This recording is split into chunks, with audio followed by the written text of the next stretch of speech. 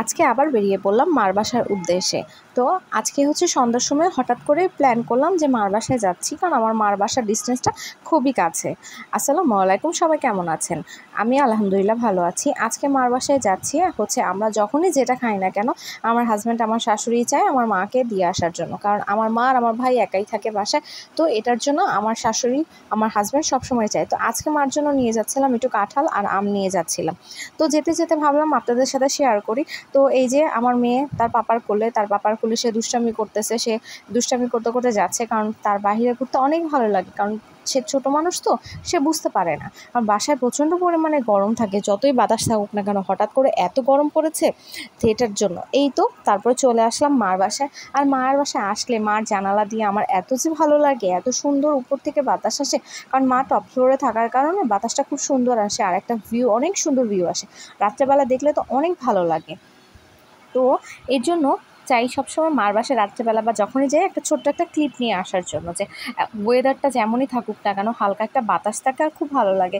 তো মার বাসায় বেশিক্ষণ বসিনি, 10 থেকে 15 মিনিট বসার পরে এই তো আবার চলে এসেছি। তো মানে এই আমের সিজনে আমার বাসায় আম থাকবে না এটা হতেই পারে না। লাস্ট ইয়ার যখন আমি প্রেগনেন্ট ছিলাম তখন তো আমি আম খেতে খেতে শেষ হয়ে গেছি।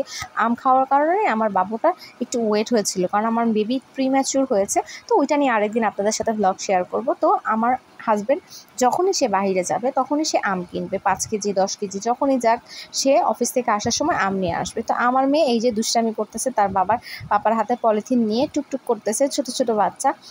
ভালোই লাগে এই সব মোমেন্টগুলো, কারণ আমার মজার একটা কাহিনী, আমি যখন প্রেগনেন্ট ছিলাম আমার মেয়ের বাবা আমার মেয়ের জন্য সে 4টা আম, সবচেয়ে মিষ্টি যেটা সেটা রেখে দিয়েছিল। বাট মানে অনেক দিন রাখার কারণে, প্রায় অলমোস্ট 1 বছর হয়ে গেছে, 1 বছর হয়নি, 10 থেকে 11 মাস রাখার কারণে ওইটা তো আর খাওয়া যাচ্ছে না বাচ্চার, তো ওইটার এই জন্য ওকে দেয়নি। তো এই বছর যখন থেকে আমার মেয়ে খাওয়া শুরু করেছে আর আম শুরু হয়েছে, আম থাকতেই হবে। আর আমার মেয়ে হচ্ছে ল্যাংড়া আম খায়, কারণ ও সব আম, এখনও ছোটো মানুষ, এখনও বুঝে না টেস্ট কোনটা ভালো লাগে, মিষ্টি লাগে। তো আমার মেয়ে একটু মিষ্টির পোকা, তো ওর মিষ্টিটাই খায়। তো তার পাপা, তার দাদু যখনই বাইরে যাবে তার জন্য আম নিয়ে আসবে। এই যে আমি কোলে করে আম নিচ্ছি আর আমার মেয়েকে তার পাপা কোলে নিয়ে এসেছে। তো এই করে আমাদের দিন চলে যায় হুটহাট করেই।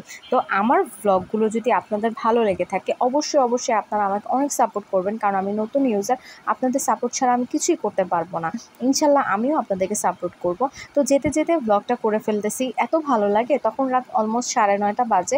তো এই দেখুন, এই জায়গাটাতে স্পেশাল যে জায়গাগুলো থাকে খুব কম প্রাইসে অনেক কিছু পাওয়া যায়। এই দিন এইটা নিয়ে আরেকটা ব্লগ করবো যে এখানে কি কি স্পেশাল পাওয়া যায়, আর দূর দূর মানুষ থেকেও এখানে চলে আসে। মজার কাহিনী, আমার বাসার পাশে, তারপরও আমি সময় পাই না আসার জন্য। তো যাই হোক, ভাবলাম যে আজকে যেতে যেতে আপনাদেরকে ভিডিওটা দেখাই। তো এখানে আরও অনেক বেশি ট্রাফিক জ্যাম থাকে, তো ঈদের কারণে পুলিশ এগুলো উঠিয়ে দিয়েছে, প্রায় অলমোস্ট 1 মান্থ হচ্ছে। না হলে তো এই সাইড দিয়ে হাঁটাই যায় না, এত বেশি জ্যাম থাকে। খুব অল্প প্রাইসে অনেক সুন্দর সুন্দর জিনিস পাওয়া যায়।